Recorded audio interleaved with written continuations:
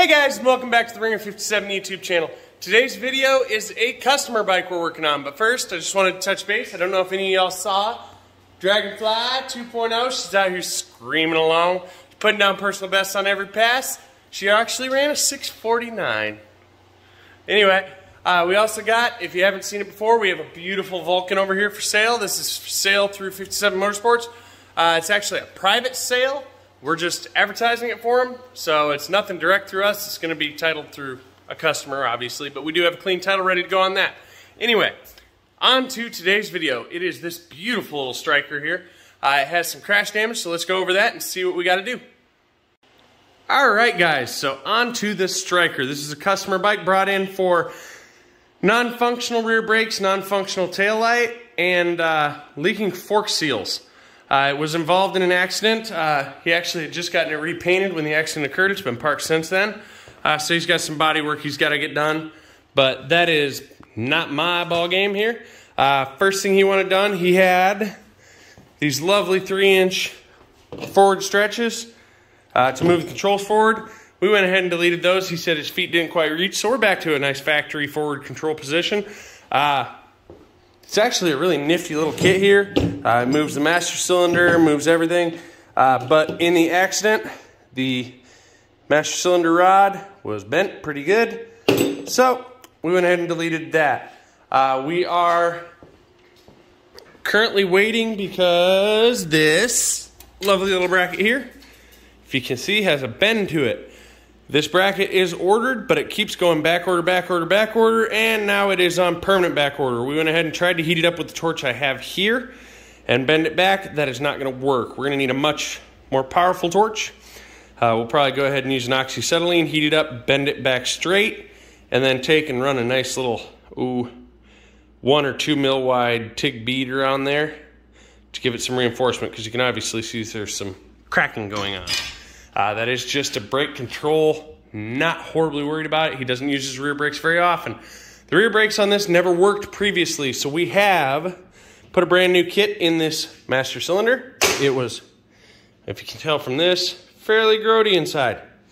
But the cylinder itself was good. It just had some old fluid in it. The rear brake caliper has Suzuki man, Yamaha genuine parts seal kit in it, and a brand new Yamaha genuine parts brake bleeder. This, I will note, was done with a all balls kit because it was cheaper than the genuine. We did price out everything on genuine parts. The customer intended to run those, but after seeing the cost, we decided to do some cost savings by switching that kit.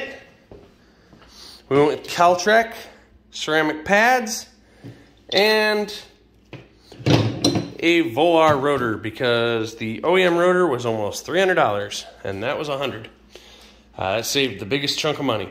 The fork seals, we did not go genuine. We went all balls as well. I've had good luck with all balls products. I have no complaints about them.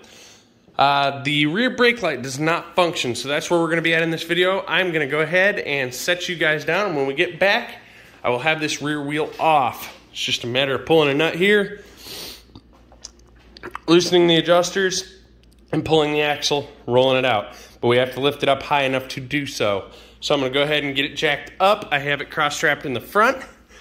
And we're going to put a nice set of blocks right here on this plate so it's nice and stable. Be right back. Alright guys, I think we're zoomed in for some reason. No, we're not. We have it up. We have the tire off. That was about 3 minutes of my time. Wheels back here. We're going to go ahead and pull all these bolts, swap the rotor out, and we'll be done with that. We're going to go ahead and up in here, this bike's been lowered, and he managed to nip the wiring harness up. That's what killed the rear light. He's got one wire still plugged in. So I'm going to go ahead and I'm going to pull this compound light. It's all-in-one blinkers and brake and everything. And we're going to figure out what wires do what on that.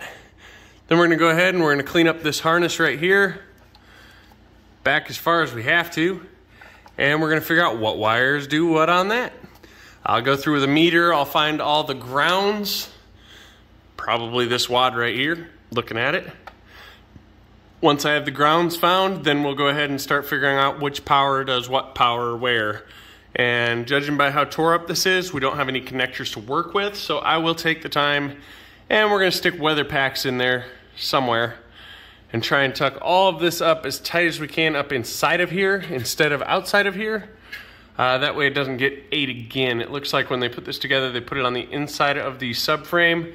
Not the wisest decision. Anytime you're putting a fender on and you have a big enough gap, like here, try and run your wiring outside of the subframe, between the subframe and the fender. Probably the easiest way to go about this is gonna be to pull the rear fender. So I may go ahead and do that. Let's get this light out of here and see what we're working with.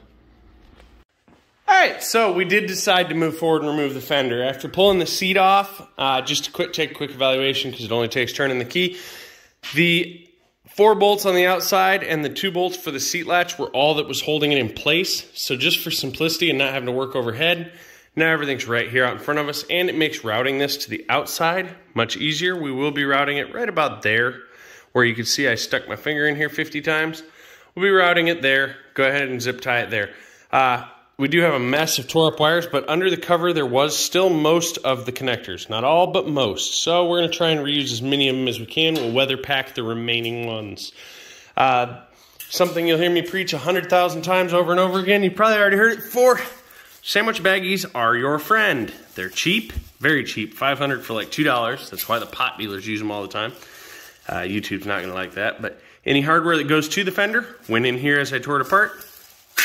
Went in the fender when I was done. Fender's set up on some nice clean cardboard so it doesn't get scratched. One thing I did find, this is how they had it grounded. Just stuck there. You see how melted it was? Because it wasn't really making a good ground. So we'll go ahead and put a good ground on here. I'll probably go ahead and tap in somewhere on this subframe and put a good ground connection. This is already stripped, so it'd be a good spot. I could put an eyelet and then the nut they already had on there. He did intend to remove the sissy bar after I was done. Now that it's off, no cost to him. He can go ahead and I'll throw some hardware in here that's short, nice and clean, and he'll have his nice naked tail look he was looking for. I'm gonna go ahead and start going through these plugs and finding out what wires got torn where, and we'll get back to it here in a bit. I gotta go through this taillight. Luckily, I think everything but this ground wire, which looks like I need to add, is intact on that. Got both turn signals. So yeah, we're gonna see what we gotta do. Alrighty guys, so we went ahead and deloomed all of the spaghetti we got going on here and isolated the common grounds, which are all over the place. This is a composite light, an aftermarket, so it doesn't use individual circuit grounds anymore. It uses one ground, which is this wire right here that was ripped off. We've gone ahead and wired that up to the common chassis ground and plugged everything else back in. So in theory, I don't see anything else other than a bunch of brakes that I need to clean up. I'm probably gonna cut back a ways and replace the wire that's shredded up, but it makes continuity. So we have tail light, turn, turn. What we are missing right now, and I need to find, we do not have brake. So I'm gonna have to start checking that backwards. There's probably a pulled wire in this harness.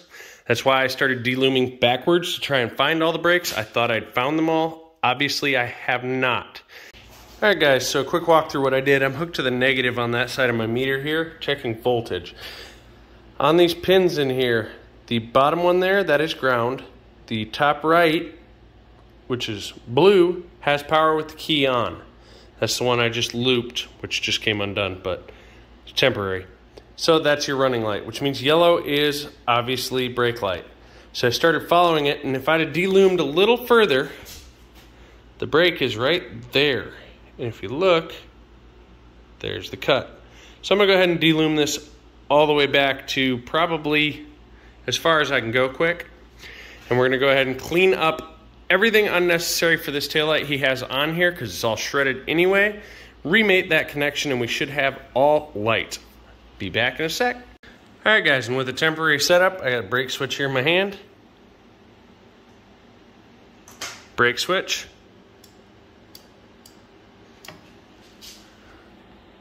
Left turn. Right turn. With a resume, everything is working as it should. I did wind up delooming all the way back to here and I found a few more small breaks. So this is what we ended up with. This is my temporary setup. It is a total of 5 wires. We have left turn, ground, right turn, park light, brake light. And that's all we needed. So I'm going to go ahead, I'm going to get rid of that funky ground they had and use the factory harness ground.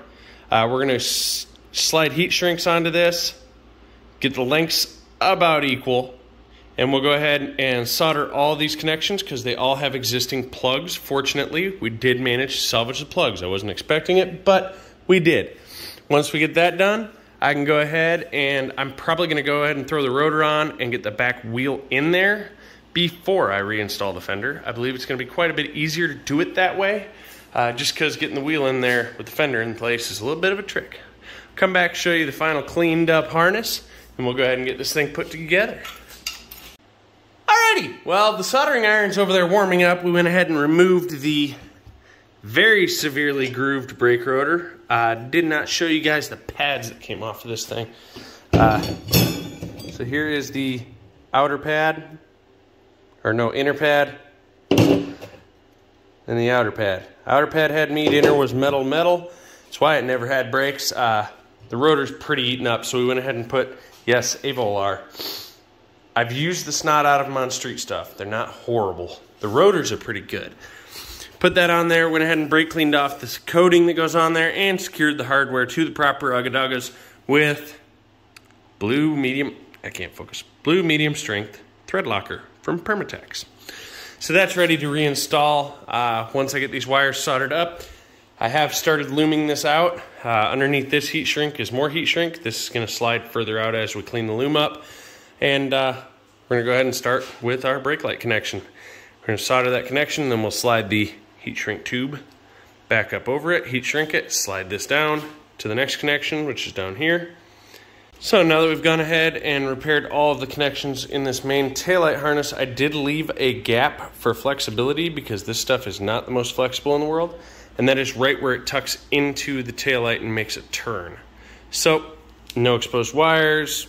There's 3 repairs in here that are all soldered and heat shrinked, and I have 3 separate looms here. Now these would normally be encased with that shrinky loom. We're going to go ahead and use this split looming. It's a little more cushioning because it's going to be sitting in between the subframe and the fender. To hold these 3 looms together and take them back to the taillight, we'll install the fender, the taillight, the rear wheel, all that good jazz, and we will be back.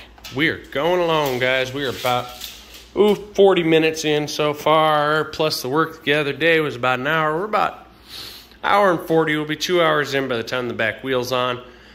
220 to 230 by the time the rear fender's on. And then we can go ahead and get this thing set up with some rear brakes and get the front forks out maybe tonight. All right, guys. As I say it again and again and again. All right, guys. All right, guys. All right, guys. We're slowly going through this thing and finding all the little quirks and bugs that were left torn apart by other individuals. Cleaning them up, setting them right. This is not OEM, but it works. We've got some split loom on here for some rub and chafe protection. We've got it loomed through where that gap was that I pointed out earlier with some zip ties crisscrossing. So if it chafes through one, it won't chafe through both. And the harness is just chilling here. We do have the rear wheel installed with the new rotor. You'll hear some dragging. Part of it is it's sitting here hitting on my freaking tools. We got the belt tracked, fairly close to center. We'll adjust the tracking a little bit as we go. And the belt set to the proper deflection. So, the caliper's installed with the new pads.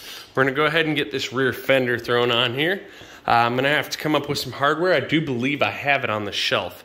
So I'll get some stainless hardware put on there. And we can go ahead and mount the seat and we'll be done from here back. We can get it down on the ground and see if we got time. I gotta look at the time. It's probably close to midnight, 1 in the morning. I don't know, I haven't looked in a while. We'll get this front end up in the air freestanding, get the front wheel off, and slide the forks out. We'll break the forks down, put new seals in them, as he's having a lot of issues with a lot of fork oil. leaking out of this one. And while we're here, might as well do the pair. So, that's where we're at, guys. Let's check in here in a little bit. Alright guys, and the fender's back on. I did not find any hardware, so I used his spacers just to make these long bolts work. They'll be able to go through one by one and replace with stainless hardware. We do have the left turn, right turn, obviously running lights. I currently have the front brake switch hanging down because the bracket obviously still needs work, but we have rear brakes and front brakes. I love that double flicker, catches your attention. So, that's where we're at for the night. I'm going to go ahead and get this thing set back down. We're going to go ahead and cross strap the rear. Not sure the best way I'm going to do that on here. I'm probably going to have to put a couple hooks down on my table because I really want to cross strap the arm and the neck and lift it, pull the front tire, and then pull fork by fork and build the forks out. That is a video for another day if I have time for it. But for now, the biggest two things needed done, the rear brakes and the rear light, are done. And this fine gentleman's street legal again. I could technically throw the bracket back on there with a crooked brake pedal and he would be road ready to ride. Thanks for watching the Ringer 57 YouTube channel, guys. I hope you guys enjoyed the content. It's probably a little choppy, jumpy. You got to keep in mind this is business work. This is not something I'm doing for fun. This is actually a paying customer, building everything through 57 Motorsports LLP. Business is doing decent. We got this bike in here, that one over there. I got a four-wheeler I got to go get. I got a side-by-side. I got to go put a fan switch in. I've got a Gen 1 Booza supposed to be coming in the next week or so for a transmission. Got a motor I'm supposed to have coming in to get built, hopefully. And, of course, I'm still working on the Wraith here. We're waiting for Extreme Motorsports. You may know that if you're an OG from this channel. You'll know who has the head. They are the closest to us who weld heads up. And they're running into the same issues as everyone else. I'm sure it's a vendor issue. So, it needed 3 seats and 3 guides. Trying to get those 3 seats and 3 guides, probably what's the holdup. I mean, beyond that, it's just welding the head up and remachining it back to factory. If we'd have known, like I said, we'd have gotten another stock head. We may be on the search for another head. We'll see. If the delays keep up, we'll just go and hunt down another head and cut that one off as a loss. Thanks for watching, guys. Hope you enjoyed the content. Like and subscribe.